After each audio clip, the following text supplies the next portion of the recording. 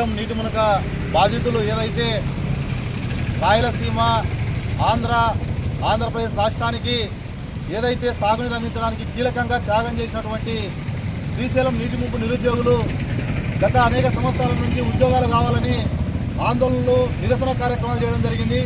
అయితే గత 2019 సంవత్సరంలో శాంతియుతంగా ఆందోళన చేసినటువంటి ఏదైతే నిరుద్యోగులను ఈరోజు అక్రమంగా కేసులు బనాయించడం జరిగింది. అయినా కూడా కేసులను ఓర్చుకొని ఈరోజు 6 సంవత్సరాల నుండి కూడా వాయిదాలకు తిరుగుతూ ఉన్నారు. అయినా కూడా ఈ ప్రభుత్వాలు పాలక ప్రభుత్వాలు ఏమాత్రం కూడా కనికరించడం లేదు. ఈ రోజు ఉన్నటువంటి పాలక ప్రభుత్వాలు ఏదైతే ఎమ్మెల్యేలు కానీ ఎంపీ కానీ ఎవరు కూడా 98 జీవో గురించి ఈరోజు మాట్లాడలేనటువంటి పరిస్థితి ఉన్నది. తక్షణమే శ్రీశైలం నీటి మునక బాధితులకు ఉద్యోగాలు ఇవ్వాలా.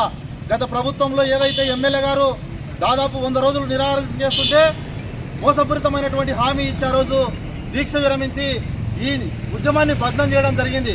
మేము ఒకటే చెప్తా ఉన్నాం, గత అనేక సార్లు ఈరోజు ఉన్నటువంటి నిరుద్యోగులంతా కూడా అనేక గ్రామాల నుంచి ఉన్నటువంటి వాళ్ళు ఈరోజు కనీసం ఛార్జీలకు లేక ఈరోజు వాయిదాలకు లానేటువంటి పరిస్థితి ఉన్నది. ఏ మాత్రం కనికరం ఉన్నా ఈరోజు పాలకులను మేము క్వశ్చన్ చేస్తూ ఉన్నాం. నందికొట్కూరు నియోజకవర్గ ఎమ్మెల్యే గారు మీరు ఖచ్చితంగా 98 జీవో బాధితులకు ఖచ్చితంగా న్యాయం చేయండి అని మేము కోరుతా ఉన్నాం. మీరైనా న్యాయం చేస్తారని ఎదురు చూస్తూ ఉన్నాం. అంతేగాని మీరు కూడా కాలయాపన చేసి 5 సంవత్సరాలు కూడా పూర్తయితే ఈ నిరుద్యోగుల జీవితాలు కూడా పూర్తిగా ఎవరు కూడా పట్టించుకున్నటువంటి పరిస్థితి లేదు. నియోజకవర్గంలో అనేక మంది ఈరోజు సీఎం చంద్రబాబు కానీ జగన్మోహన్ రెడ్డి గతంలో ఉన్నటువంటి వాళ్ళు కానీ కంద్రినివా లేకపోతే సుజల స్రవంతి లేకపోతే ముచ్చుమర్రి లేకపోతే పోతిరెడ్డిపాడు అనేక ప్రాజెక్టుల పరిశీలనకు వస్తూ ఉన్నారు. అయితే ఏ మాత్రం కూడా ఈరోజు 98 జీవో ఉద్యోగుల గురించి కూడా మాట్లాడడం లేదు. కాబట్టి దయచేసి వీళ్ళు తిరగడానికి కూడా ఛార్జీలకు లేనటువంటి పరిస్థితి ఉన్నది. కాబట్టి ఇప్పటికే అనేక మంది కూడా చనిపోవడం జరిగింది. వారి కుటుంబాలు వారి భార్యలు పిల్లలంతా కూడా అనాథల ఈరోజు తినడానికి తిండి లేక ఈరోజు ఇంటి దగ్గర ఉన్నటువంటి పరిస్థితి ఉంది. కాబట్టి ఖచ్చితంగా 98 జీవో ఉద్యోగులకు మీరంతా కూడా ఎంతమంది ఉంటే అంతమందికి న్యాయం చేసి మీరు పేరు నిలబెట్టుకోవాలా.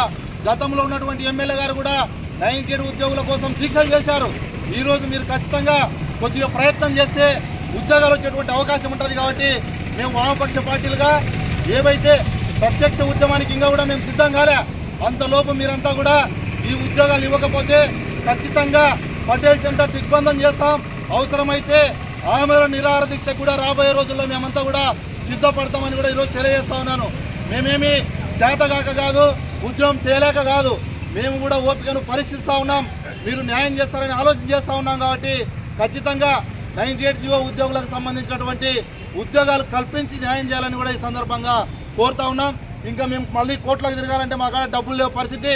అవసరమైతే లోపలికైనా పోతాం, కానీ తిండి పెట్టండి లోపల ఇక్కడ బయట బతకలేని పరిస్థితి ఉంది. కాబట్టి ఏదో ఒకటి మాకు పాలక ప్రభుత్వాలు సహాయం చేయాలని కూడా ఈ సందర్భంగా తెలియజేస్తా ఉన్నాను. ఎం రమేష్ బాబు, సిపిఐ జిల్లా కార్యవర్గ సభ్యులు, నాతో పాటు సిపిఎం నాయకులు ఫకీర్ సాహెబు, రాజు, అదేవిధంగా కరుణా, సీను, 98 జీవో ఉద్యోగుల సంఘం నాయకులు దర్గయ్య, నాగశేఖరరెడ్డి, నాగశీసులు, వీళ్ళతో పాటు అందరూ కూడా దాదాపు 25 మంది ఈ కేసులో ఉండడం జరిగింది. కాబట్టి వాళ్ళ గురించి మీరు ఆలోచన చేసి మొత్తం నిరుద్యోగులకు న్యాయం చేయవలసిందిగా మేమంతా కూడా కోరుతా ఉన్నాం. అదేవిధంగా గత ఎలక్షన్లో వచ్చినటువంటి ప్రతిసారి ప్రచారానికి వచ్చినటువంటి ప్రతి నాయకుడు ఖచ్చితంగా 98 జీవో ఉద్యోగులకు శ్రీశైలం బాధితులకు న్యాయం చేస్తాడని హామీ ఇస్తా ఉన్నారు తప్ప ఆ హామీ నీటి మూటలు అవుతా ఉంది. ఖచ్చితంగా మీరు ఎలక్షన్లో మళ్ళా రావాలన్నా లేకపోతే ఈరోజు నందికొట్కూరు ఎమ్మెల్యే గారు కానీ నంద్యాల ఎంపీ గారు కానీ ఇద్దరు కూడా ఈ ప్రాంత వాసులే. కాబట్టి ఈ ప్రాంత నిరుద్యోగులకు న్యాయం చేయాల్సిందిగా మేమంతా కూడా కోరుతా ఉన్నాం.